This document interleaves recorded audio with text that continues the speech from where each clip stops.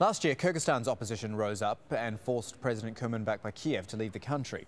As uprisings sweep across the Arab world, there are some lessons that can be learned from Central Asia. Robin Forestier-Walker has this report from Bishkek. A critical moment in Bishkek, 7th of April 2010. Opposition supporters unleashed their anger on authority. People's lives were changed in last year's revolution in Kyrgyzstan, and not all of them for the better. Police officer Almazbek Bakiyev lost his legs to a grenade thrown by protesters. He and his family received just $2,000 in compensation. Policemen were stuck in the middle between the citizens and power, but we were also citizens who serve the people.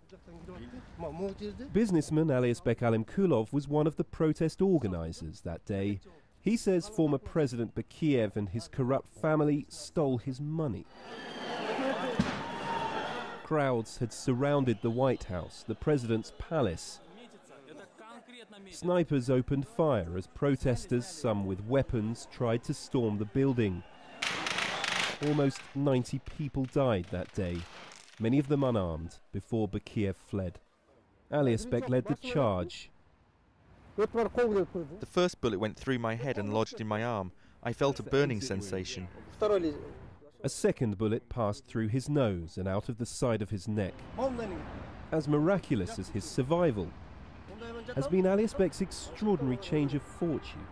He was later appointed youth minister by the new government. If we hadn't stopped that family, the regime would have become stronger. There'd be no Kyrgyzstan. What was built up over generations was sold out so quickly. The White House is now a multi-party parliament.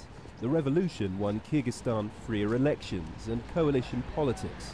The names of those who died that day are now recorded on these plaques, and this one here says those who sacrificed their lives that day did so in the name of democracy, freedom and independence.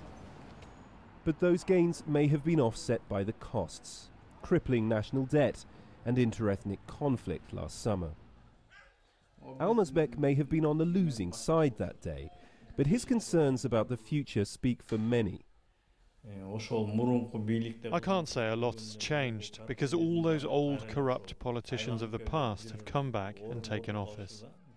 With the country's history of uprisings and warnings of more unrest this spring, last year's revolution will only have been a cause worth championing if another can be avoided. Robin Forestier-Walker, Al Jazeera, Bishkek. Well, after months